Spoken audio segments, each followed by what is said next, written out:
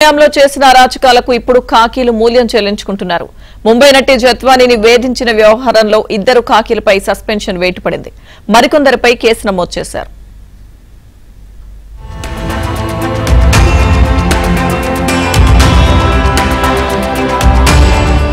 ముంబై నటి కాదంబరి జత్వానీ ఫిర్యాదుపై ఎట్టకేలకు కేసు నమోదైంది.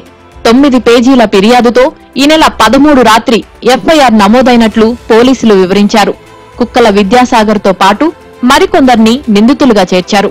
ఇబ్రహీంపట్నంలో ఆనాడు కేసు దర్యాప్తు అధికారిగా ఉన్న సిఐ సత్యనారాయణ, ఏసీపీ హనుమంతరావును ఇప్పటికే సస్పెండ్ చేశారు. మరో 3 ఐపీఎస్ అధికారుల మెడపై కత్తి వేలాడుతోంది.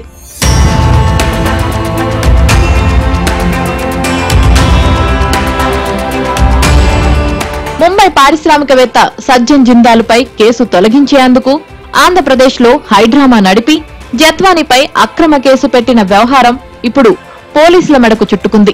అప్పటి పొలిటికల్ బాసుల ఆదేశాలతో పోలీస్ అధికారులు వ్యవహరించిన తీరు వివాదాస్పదంగా మారింది. ఈ వ్యవహారాన్ని ఏబిఎన్ ఆంధ్రజ్యోతి వెలుగులోకి తెచ్చింది.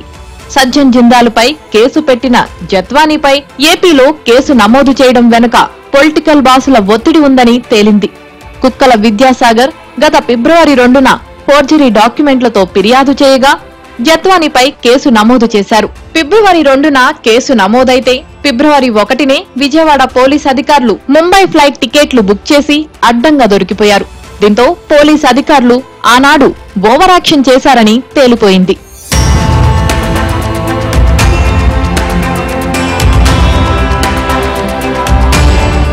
అప్పటి డీసీపీగా ఉన్న విశాల్ గున్ని నేతృత్వంలో పోలీస్ అధికారుల బృందం ముంబై వెళ్లి జత్వానీతో పాటు ఆమె తల్లిదండ్రులను కూడా విజయవాడ తీసుకువచ్చి Ibrahimpatnam guest house command control room లో ఉంచి మానసికంగా వేధించారని జత్వానీ ఫిర్యాదు చేశారు. సజ్జన్ జిందాల్ పై కేసును విత్డ్రా చేసుకోవాలని ఒత్తిడి తెచ్చారని కూడా జత్వానీ తెలిపారు. ఆమెను రిమాండ్కు పంపడం, ఆ తర్వాత పోలీసులే బెయిలిప్పించడం, ఖాళీ పేపర్లపై సంతకాలు కూడా చేయించుకున్నారనే ఆరోపణలు వచ్చాయి. దీంతో ప్రభుత్వం విజయవాడ ఏసీపీ డాక్టర్ స్రవంతి రాయ్తో విచారణ చేయించింది. పోలీసు ఉన్నతాధికారుల పాత్ర ఇందులో ఉందని, వారి ఆదేశాలతోనే తాము ముంబై వెళ్లామని దర్యాప్తు బృందంలో ఉన్న కొందరు పోలీస్ అధికారులు స్రవంతి రాయ్ బృందానికి స్టేట్మెంట్ ఇచ్చారు. దీంతో డీజీపీ కూడా ప్రభుత్వానికి నివేదిక ఇచ్చారు. ఈ నివేదిక ఆధారంగా డీజీపీ దర్యాప్తు అధికారిగా ఉన్న ఇబ్రహీంపట్నం సీఐ సత్యనారాయణ, ఏసీపీ హనుమంతరావును సస్పెండ్ చేశారు. శుక్రవారం రాత్రి జత్వానీ ఫిర్యాదుతో పోలీసులు శనివారం కేసు నమోదు చేశారు.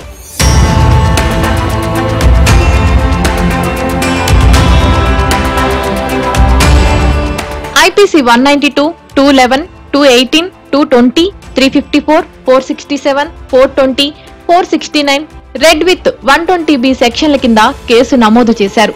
ఇవి కాకుండా ఐటీ చట్టంలోని 66A కింద కూడా కేసు నమోదైంది. 2024/469 అనే నెంబర్తో ఎఫ్ఐఆర్ విడుదల చేశారు. జత్వానీ శనివారం కూడా ఇబ్రహీంపట్నం పోలీస్ స్టేషన్ కు వెళ్లారు. ఎఫ్ఐఆర్ తో పాటు ఇతర డాక్యుమెంట్లు కూడా తనకు ఇవ్వాలని పోలీసులను జత్వానీ కోరారు.